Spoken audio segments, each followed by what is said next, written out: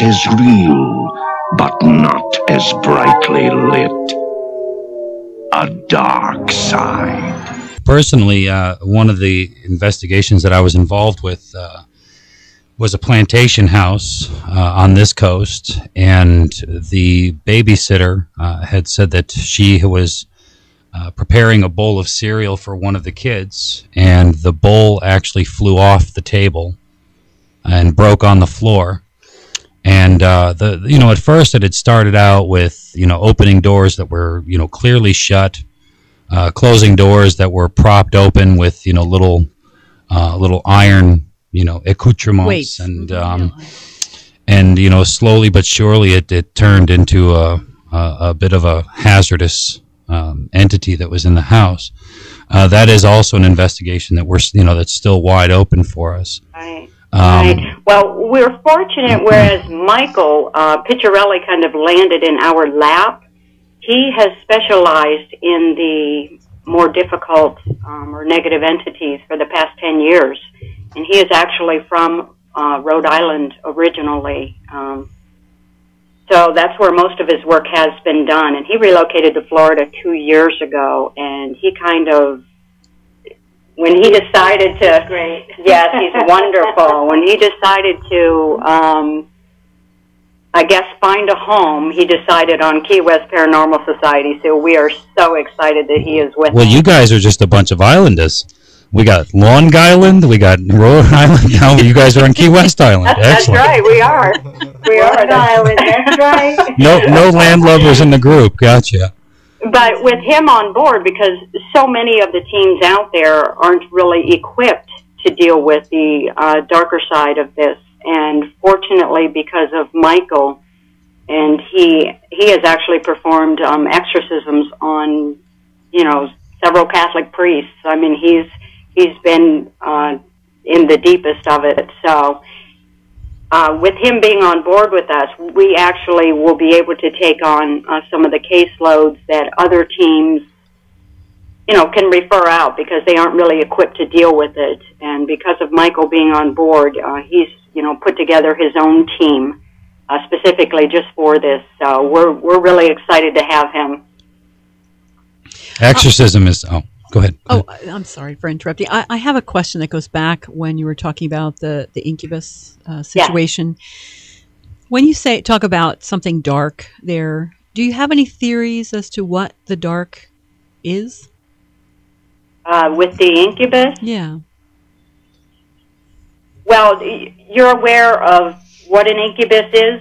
Right, but our listeners might not be. So yeah, maybe we can talk about incubus, how one comes to being, I really don't know.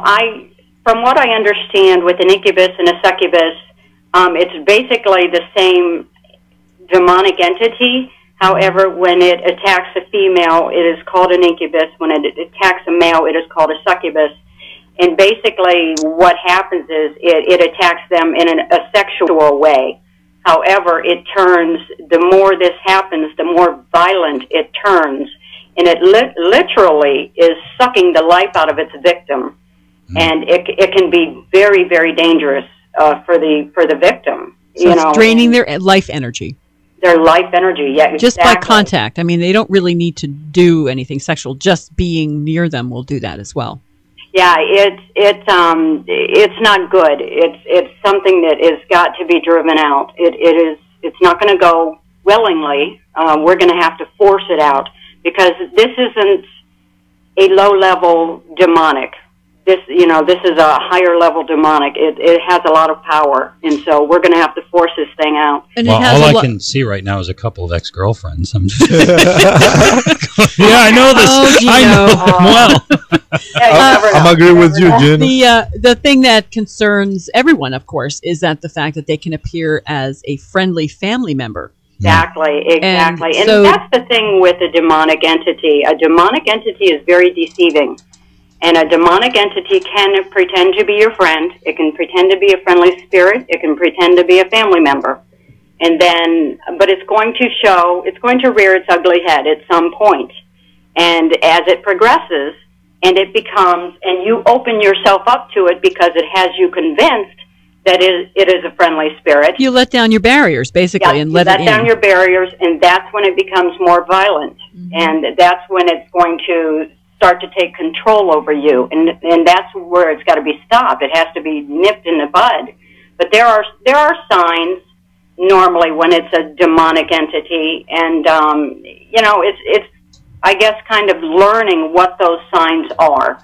That's good. Can you share those with us so that our listeners will know? Well, actually, if I may, such is the case with the plantation house.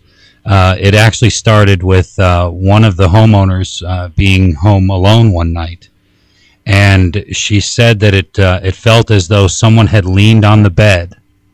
She said she could feel the indentation on the bed, and she heard "hey" in her ear, and so of course it woke her up.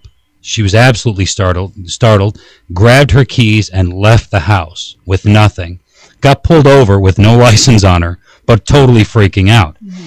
And then what happened after that was the cereal bowl incident. When we had gone for the investigation, there was we had caught an EVP of something in the house actually taunting one of our team members and calling him by his first name and sounding as though it was going through the scales. Like it was going through the musical scales. Exactly. But actually calling his name. Wow.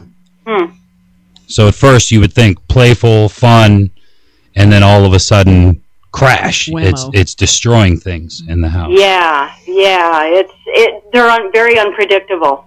Very unpredictable. And it can be a dangerous situation. I mean, they certainly have the power behind them. So well, that's kind of scary, but you were going to share with us some of the signs, so...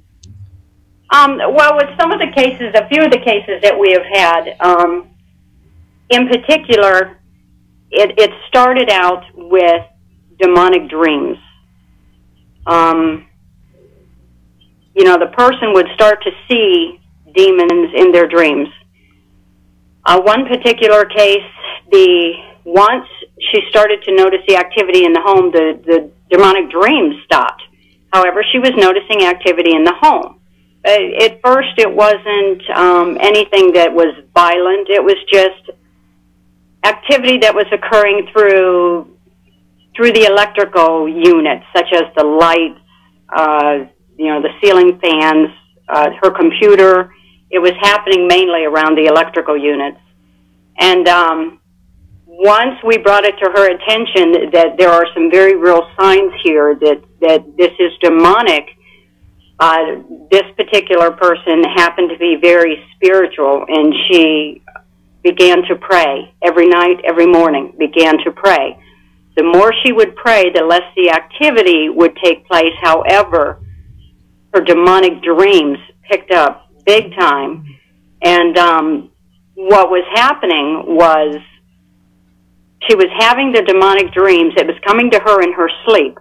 Once she I guess, accepted contact with it during the day and noticed the activity and started responding to it in that way, the dream stopped because it actually had her attention. Now, it was in the infestation stage. It was trying to infest the home. Then once she stopped all contact with it and started prayer, it went back into the dream stage. It was trying to get back. It was trying to weasel its way back in is basically what was happening. So those are some of the signs of, demonic. And, of course, in the Incubus case, the signs were quite obvious once the sexual attack was happening on her. And she was basically paralyzed in her bed, and she could feel, things on her body. So that's very scary. That is very scary. And how is this? Absolutely. How is this addressed? Did she have any marks left on her after this, or?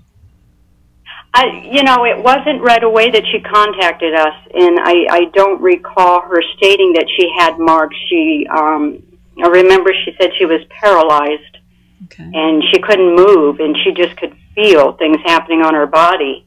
But it was a while. She was afraid and terrified and not really knowing what was going on, what was happening.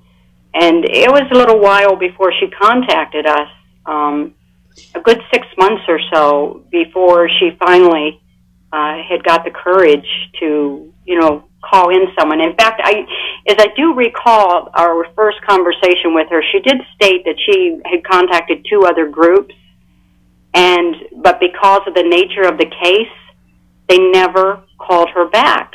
And I think it's because so many teams out there aren't equipped to deal with these type of entities. I mean, we're lucky that we had Michael fall in our lap. Very lucky. But other teams that are not equipped to deal with this, I just can't imagine. If you can't deal with it, at least refer it, find someone that you can refer it to. But you don't walk away. Yeah, you don't just say, no, sorry. Yeah, exactly. Right. Now, when someone comes to you, well, actually, I have to tell you, we're going to take a break right now.